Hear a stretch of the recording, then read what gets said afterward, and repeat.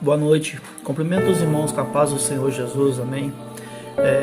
Venho aqui, eu vou trazer uma breve palavra para os irmãos, que se encontra em Mateus capítulo 8, versículo 23 ao 27, que particularmente é uma passagem que eu gosto muito, que é quando Jesus apazigua a tempestade, né? Quando os discípulos são pegos de surpresa no mar da Galileia por uma terrível tempestade, né? Que quase chega a virar o barco. E Jesus se encontrava dormindo na proa do barco naquele momento, porque, como vimos em passagens anteriores, Jesus estava na cidade fazendo milagres e seguiram em direção à terra dos Gadarenos, que ficava na outra margem, do outro lado do mar da Galileia. E possivelmente, né, creio eu, Jesus estava cansado e acabou, o Jesus humano, né, carne, acabou pegando no sono.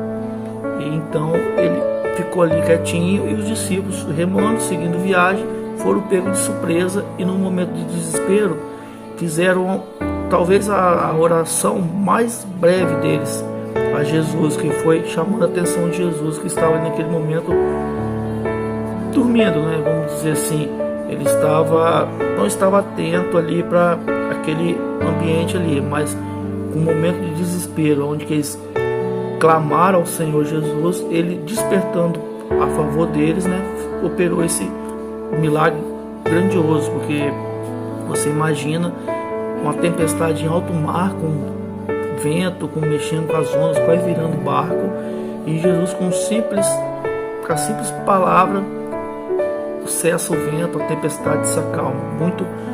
Muito poder, né, nessa passagem, né? Então vamos lê-la para a gente fazer uma breve explanação aqui. Então, Mateus capítulo 8, versículo 23 ao 27. Jesus apazigua a tempestade. E entrando ele no barco, seus discípulos o seguiram. E eis que no mar se levantou uma tempestade tão grande que o barco era coberto pelas ondas. Ele, porém, estava dormindo. E os seus discípulos, aproximando-se, o despertaram, dizendo: Senhor, salva-nos, porque perecemos. E ele disse-lhes: Por que temeis, homens de pequena fé? Então, levantando-se, repreendeu os ventos e o mar, e seguiu-se uma grande bonança. E aqueles homens se maravilharam, dizendo: Que homem é este que até os ventos e o mar lhe obedecem? Amém? Então, irmãos, vimos aqui que nessa passagem o barco vem significar a nossa vida. O barco, a nossa vida está ali tranquilo, mar calmo. De repente somos pegos por uma tempestade. Tempestade essa que vem para nos sacudir, nos balançar, muitas vezes tentar nos afundar. Então esse barco ali representa a nossa vida.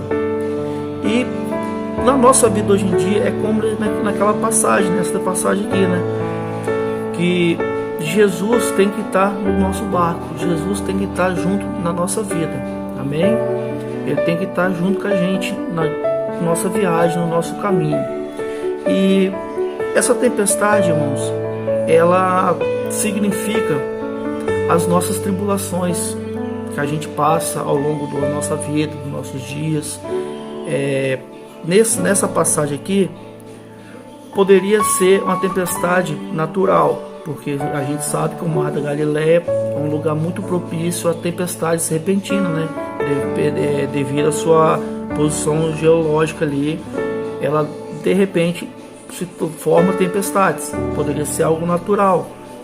O que eu quero dizer? Que essa tempestade natural nesse momento ali pode ser as nossas tempestades, que são aquelas que são permitidas pelo Senhor, irmãos.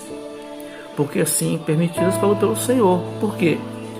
Porque há tempestades que vêm em nossa vida, que ela vem para nos dar crescimento, elas vêm para nos fortalecer, nos dar experiência, para que a gente possa estar levando o nosso testemunho para o irmão, para que a gente possa estar mais próximos de Deus. Talvez uma tempestade dessa que vem para nos fazer descer cair, mas eu quero dizer por quê? Para que possamos nos humilhar perante ao Senhor, e reconhecer como Ele é grande e maravilhoso. E após essa tempestade a gente ganha uma força muito grande, uma força divina que nos faz subir de novo, nos faz crescer e ir além, Senhor. Se nós tivermos o Senhor, logicamente, no nosso barco, na nossa vida. Mas também, irmãos, essa tempestade, na passagem que a gente acabou de ler, poderia ser também algo espiritual. Por quê? Porque Jesus e os discípulos estavam indo em direção à terra dos Gadarenos, que ficava na outra margem. E todo mundo sabe, na passagem próxima, seguinte, né, o que acontece. Que Jesus, ao chegar na margem, 2 endemoniados, né, vêm ao encontro de Jesus para ali atormentar. É onde Jesus faz um outro milagre, né? Mais um milagre, que os expulsa, manda aos porcos, né? Como a gente sabe, né?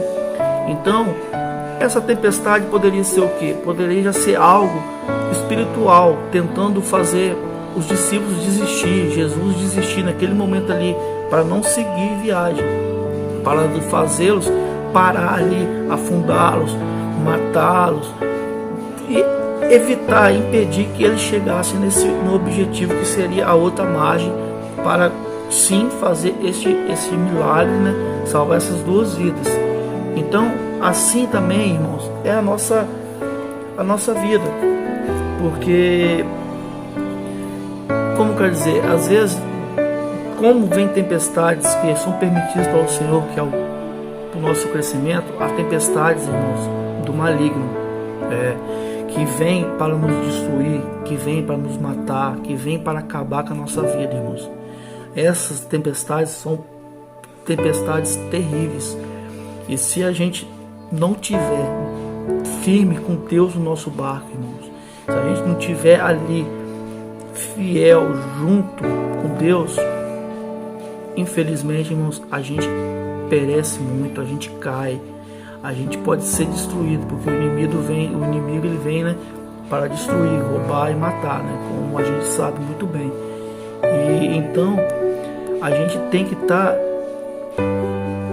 muito ligado ao plano espiritual de Deus, com Jesus, em orações, meu Pai, e fazer como os discípulos, irmãos, em constante oração. Eles ali naquele momento, como eu disse anteriormente, eles fizeram talvez a mais breve oração deles, mas no momento de desespero e a fé deles, porque eles sabiam que Jesus, quem estava no barco com eles, era Jesus, e Ele pode fazer coisas magníficas. Então, naquele momento de desespero, eles clamaram ao Senhor, despertaram Ele para eles, para atender o chamado deles, o pedido deles.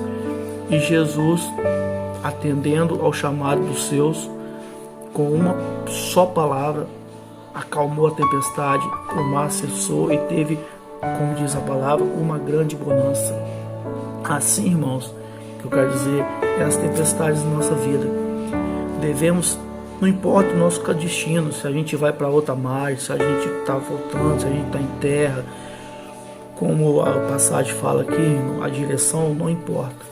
O que importa é que Jesus tem que estar com nós. Jesus tem que estar junto da gente, porque aí não vai importar a tempestade, se ela é grande, se ela é pequena, se ela é espiritual, se ela é permitida pelo Senhor, mas clamando ao Senhor e com uma só palavra ao Senhor, ela cessará.